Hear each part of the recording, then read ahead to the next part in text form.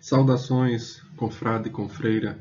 Você está na Confraria de Línguas Clássicas e eu sou o professor Hudson Canuto e vou acompanhar você nessa impressionante jornada do aprendizado das línguas clássicas. Hoje estamos indo para mais uma lição do nosso curso de latim. Essa já é a nossa 35ª lição, Lectio 35ª. Nesta lição, que estamos seguindo o Gradus Secundus, este livrinho que está aqui, veremos a conjugação, obviamente, uma revisão daquilo que já vimos no Gradus Primus, a conjugação na voz ativa, organizado de modo sistemático, dando algumas dicas importantes. Se você ainda não está inscrito, por favor, inscreva-se no canal, faça parte dessa confraria, desse canal de estudos de línguas clássicas. Aqui temos aulas de latim, de grego e de hebraico que sobem respectivamente às segundas, quartas e sextas-feiras. Ocasionalmente eu não consigo, devido ao trabalho, eu não consigo gravar alguma aula de uma dessas línguas, mas efetivamente uma delas subirá durante a semana. Geralmente tem subido latim e grego, mas eu vou tentar me organizar. O trabalho também não me deixa muito tempo para isso, então nos momentos mais tranquilos é que eu gravo e nem sempre, portanto, consigo gravar todas. A de latim é mais simples de preparar porque eu estudo latim já há muitos anos, desde 92, então é uma facilidade para o latim, é muito mais fácil a preparação das aulas do que das outras línguas. Então vamos aqui. E não se esqueça, meus caros, também de curtir essa aula. Não adianta só você assistir.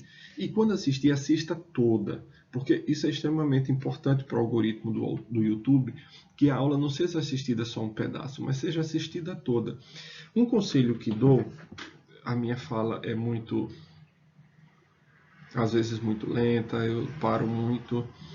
O conselho que dou é, vá ali para ampliar a velocidade, coloque na velocidade 1,5, 1,75 ou 2, que a aula vai desenrolar-se um pouquinho mais velozmente. Obviamente que se você não está afeiçoado a esse tipo de procedimento, não aconselho. Eu sempre faço isso, para mim é muito mais simples assistir às aulas que eu assisto e eu uso muito a plataforma do YouTube para me formar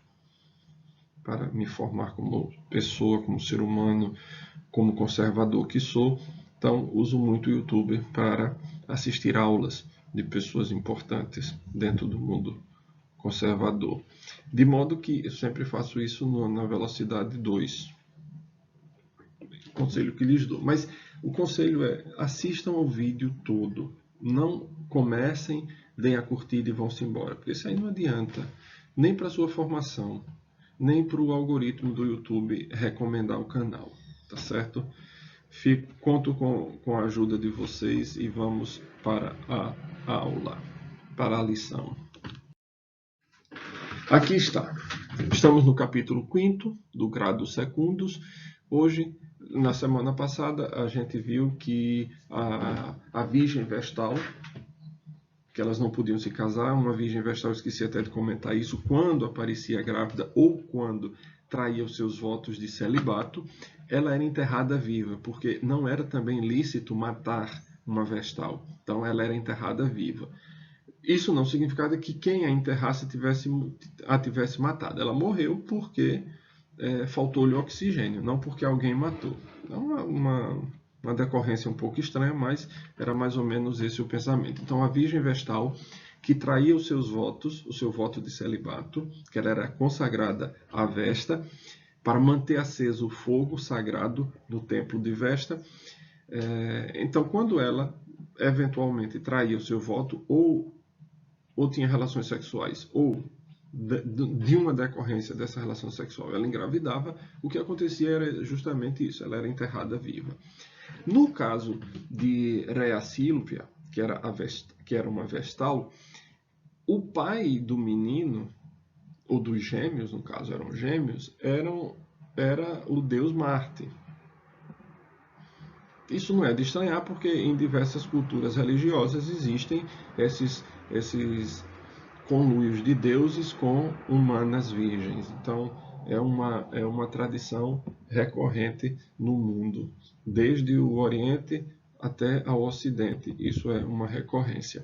Mas preste atenção que ela dá à luz aos gêmeos, o tio os manda deixar na floresta para que sejam comidos pelas feras, os dois.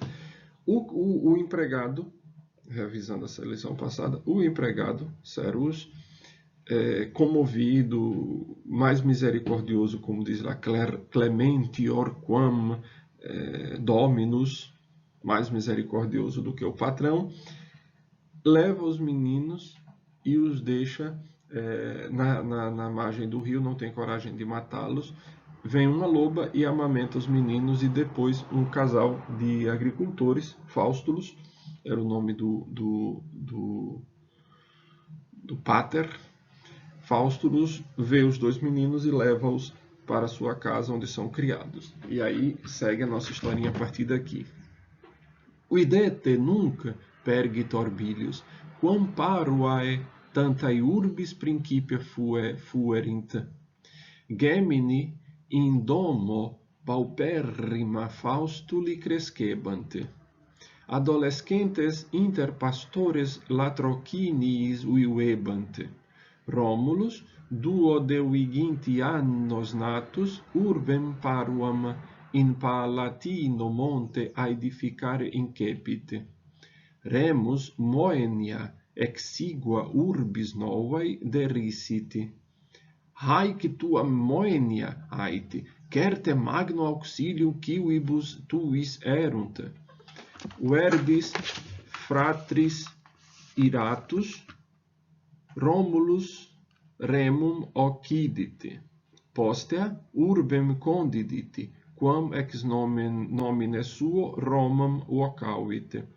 Principio civitas magna humilior erat quam vicus pauperrimus. Vamos aqui, né? Romulus urbem condidit. Eu esqueci de ler o título, né? Porque eu tenho uns gatos e um acabou de subir aqui no birô. Romulus urbem condidit. Rômulo funda, condidit é passado. Romulus urbem condit. Romulus funda uma cidade. Ou, se a gente quiser pensar aqui, lembra-se do que eu disse na aula passada, urbs, quando tem o U maiúsculo, é sempre Roma. Agora, aqui a gente não pode saber se trata efetivamente de um maiúsculo, visto que todos são maiúsculos. Mas se a gente disser Rômulo funda uma cidade, ou Rômulo funda Roma, a gente também está dizendo o verdadeiro. Então vamos aqui, né? Uidete nunc pergit Orbilius. Continua pergit, continua Orbilio. Uidete nunc quam paruae tantae urbis principia fuerint. Vamos colocar isso em ordem. Uidete nunc quam parua principia fuerint, quam parua principia fuerint tantae urbis. Vede agora, continua Orbilius, quão, aqui é um advérbio, quão pequenos,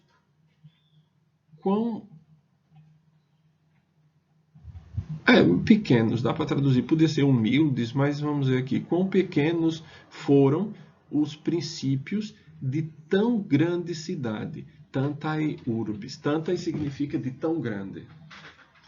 Os católicos, eu não sei se usam esse canto em latim, mas há um canto composto por Santo Tomás de Aquino que diz tantum ergo sacramentum, ó tão grande sacramento, tantae, é o mesmo, tantae, de tão grande cidade. Vede agora, segue Orbilius, quão pequenos foram os princípios de tão grande cidade. Gemini in domo pauperrima Faustuli crescebat. Os gêmeos crescebant, o imperfeito, o indicativo, cresciam in domo pauperrima. Vejam a palavra domo, É uma palavra... Domus é uma palavra interessante porque algumas coisas pertencem à segunda declinação, outras pertencem à quarta. Mas aí depois a gente vê isso. Indomo paupérrima é um feminino, embora seja de segunda. Numa casa paupérrima, os gêmeos cresciam na paupérrima casa de Faustulo. Adolescenter inter pastores latrocinis vivebunt. Os adolescentes viviam... Os adolescentes inter pastores latrocinis vivebunt. Os adolescentes viviam entre os pastores de roubos. Latrocinis. Aqui não tem o sentido que a gente tem em português de latrocínio como roubo seguido de assassinato. Aqui, latrocinis são roubos, furtos. Vivebant. Aqui o verbo, vejam interessante o verbo vivere, quando é o meio através do qual se vive, a gente usa no ablativo. Então, de que viviam eles? Tanto isso pode ser do que se alimentavam, como do que viviam trabalhando, né? Então, piscibus vivebant, viviam de peixes. Latrocinis vivebant, viviam de roubos e furtos.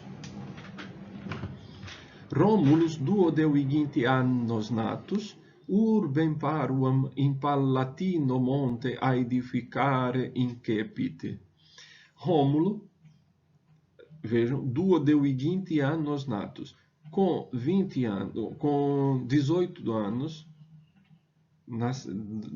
18 anos de nascido, natus, urbem paruam in Palatino monte aedificare incepit. Começou, Rômulo, com 18 anos, começou a edificar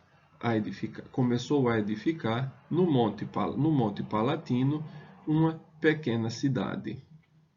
Remus Moenia exigua urbis novae dericit. Remo escarneceu. Aqui o verbo dericit em latim pede o acusativo. Acontece que deridere a gente aqui no Nordeste usa o verbo mangar. É esse o sentido mesmo. Ou no português mais, vamos dizer, mais elegante, é o escarnecer. Só que o escarnecer é um transitivo indireto, ele pede o di. Então, por isso aqui eu vou traduzir dericit como escarnecer, mas esse acusativo, que é do verbo latino, vai ser traduzido como escarneceu dos exíguos, dos fracos, dos débeis muros da novae urbis, da nova cidade. Aqui o novae urbis é o restritivo, o adjunto restritivo de Moenia. Moenia é o sujeito, as muralhas, exígua, débeis, fracas, exíguas, finas. Então, o Remus dericit Moenia exigua novae urbis. Remus escarneceu das débeis muralhas da nova cidade. Aite, e diz, haec tua Moenia, querte magno auxilio quibus tuis erunt. Estas tuas muralhas, com certeza, querte magno auxilio quibus. A gente já viu uma construção semelhante a essa no Gradus Primus, quando a gente viu magno exemplo est. Era um grande exemplo. Então aqui, magno auxilio quibus tuis erunt. Certamente serão, erunt no futuro, serão de grande auxílio para, aqui já é o dativo, que auxílio, magno auxílio ablativo, quibus tuis dativo. Certamente, estas tuas muralhas certamente serão de grande auxílio para os teus cidadãos. Verbis fratris iratus, Romulus remum occidit. Irado, o Remo, né? Irado com as palavras do irmão. Vejam, aqui chama-se ablativo absoluto. O que é um ablativo absoluto? É uma oração que está no ablativo, pelo menos aqui é uma construção particular. Vamos dizer que é um ablativo não tanto absoluto assim, mas vejam, com as palavras do irmão Irado, Irado com as palavras do irmão, Romulus remum occidit. Aqui tem o verbo occidit, matou. Está no passado, porque esse daqui é longo. Lembre-se, eu disse na aula passada que se fosse no presente seria occidit. Portanto, teria essa bráquia aqui. Occidit é o passado, o pretérito perfeito. Occidit, matou. Quem matou quem? É só a gente prestar atenção aqui nas terminações. Veja, terminação do sujeito e terminação do objeto direto. Então, Romulus matou Remum. Poster urbem condidite. Quam ex nomine suo Romam vocavit. Em seguida, fundou a cidade que chamou Roma a partir do seu nome, Romulus Romam. Principio civitas magna humilior erant quam vicus pauperrimus. No princípio, a grande cidade era mais humilde, humilior, lembra-se que a gente viu na aula passada, o comparativo, era mais humilde quam do que o vicus pauperrimus, do que um paupérrimo vilarejo. No início, a grande cidade, a enorme cidade, era mais humilde do que o vilarejo mais pobre. A gente pode traduzir o paupérrimos também por mais pobre. Falei disso na aula passada, né? No princípio, a enorme cidade era mais humilde do que o mais pobre, do que o vilarejo mais pobre. E aqui está a história. Queria chamar a atenção de vocês para 3 palavrinhas que aparecem aí no texto. Esse quam, apareceu outro, tem um aqui, mas tem outro por aí.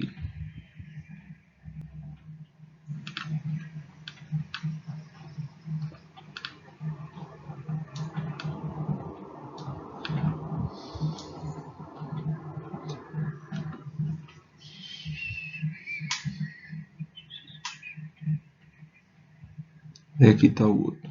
Então, veja, a gente tem 3 palavras, quam, aqui, e todas as 3 têm funções diferentes. Essa primeira é um advérbio, quam parva.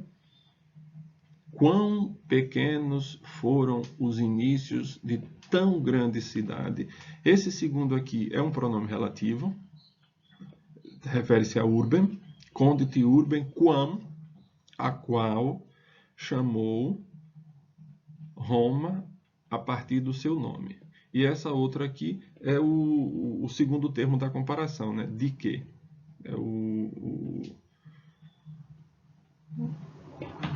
a conjunção. Principio civitas magna humilio erat quam humilior. A gente viu a mesma construção que a gente viu na aula passada com clementior quam dominus. Humilior quam vicus. Mais humilde do que um povoado, o vilarejo mais pobre. Então, terminado isso, essa parte aqui, vamos para a parte gramatical. Estamos nas páginas 29 e 30. Esse finalzinho aqui está na página 30. Então, a gente vem aqui para a conjugação do verbo. Veja bem, quando a gente resolve fazer uma tradução, a gente precisa ter na memória, já chamei a atenção disso desde a primeira temporada, a gente precisa ter na memória uma certa sequência dos verbos que a gente vai utilizar. Essa é a sequência que eles aparecerão no vocabulário. Por que aparecem isso? Porque aparecem nesta sequência? Porque o latim tem 3 radicais. O português também tem 3 radicais. Mas vejam, tem o radical do presente, o radical do perfeito e o radical do supino. Esses 3 radicais a gente precisa sabê-los para poder conjugar os verbos. Então, aqui vem, olha. Quem deseja saber traduzir do latim deve decorar certo número de verbos dos que ocorrem mais frequentemente com seus tempos primitivos, a saber, a primeira e a segunda pessoa do presente do indicativo, o infinitivo presente, a primeira pessoa do pretérito perfeito do indicativo e o supino em um. De modo que quando a gente enuncia um verbo, o verbo amar em latim, a gente diz aqui, olha, amo, amas, primeira e segunda pessoa do presente indicativo. Para que é que serve isso? Porque normalmente a primeira é igual para todas. Quando você bota a segunda, você já tem aqui a vogal temática.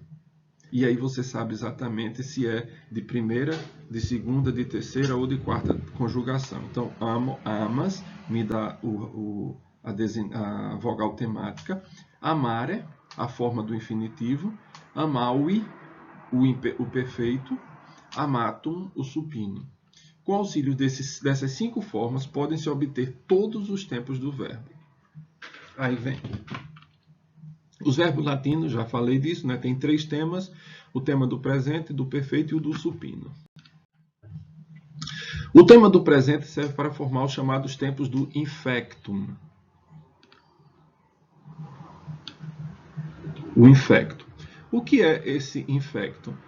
O presente do indicativo, o imperfeito do indicativo, o futuro do indicativo, o presente subjuntivo, perfeito do subjuntivo, presente do imperativo, futuro do imperativo, particípio presente, infinitivo presente e o gerúndio. Então, esses tempos aqui são chamados tempos do infectum. O outro grupo, que segue o tema do perfeito, que é chamado de perfectum, os tempos do perfectum, cortam o i final do amaui, tira o i do final do pretérito perfeito do indicativo, e deste tema formam-se os seguintes chamados tempos do perfecto.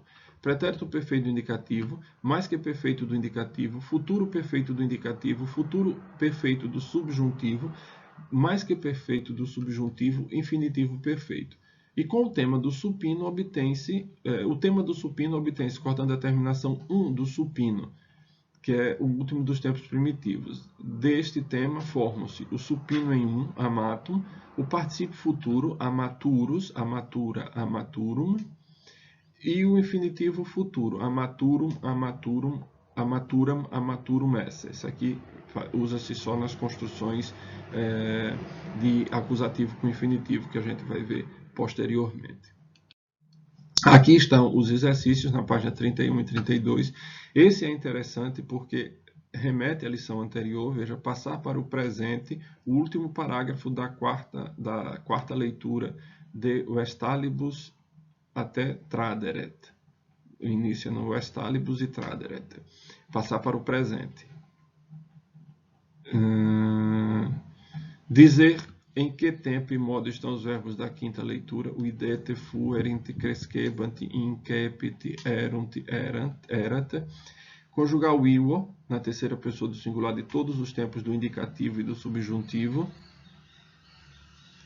E aqui, os adjetivos que qualificam urbis, domo, urbem, auxilio, civitas e uicus. Então, procurar os adjetivos. E traduzir isso daqui. No começo, Roma era uma humilde aldeia. Eu traduzi por... Aqui a aldeia pode ser uicus, que tem ali que eu traduzi por vilarejo, pode ser aldeia também. Seus moradores eram pastores pobres. Remo escarneceu a nova cidade. Suas palavras imprudentes irritaram muito o irmão. E aí, meus caros, a gente chegou ao fim dessa nossa lição, dessa nossa quinta lição do Grados Secundos. É a nossa 32ª lição na sequência. Não deixem de curtir essa aula. Assistam-na sempre toda. Aqui do lado vai ficar o botão da inscrição. Se você não é inscrito ainda, inscreva-se. E aqui em cima vai ficar a playlist do canal. Compartilhe essa playlist com seus conhecidos, com seus amigos que tenham interesse em estudar latim. Estamos procurando dar aqui um material de extrema qualidade para que vocês aprendam. Aprendam e aprendam com segurança e possam pegar os livros de latim e lê-los. Tá certo? Então, muito obrigado pelo apoio e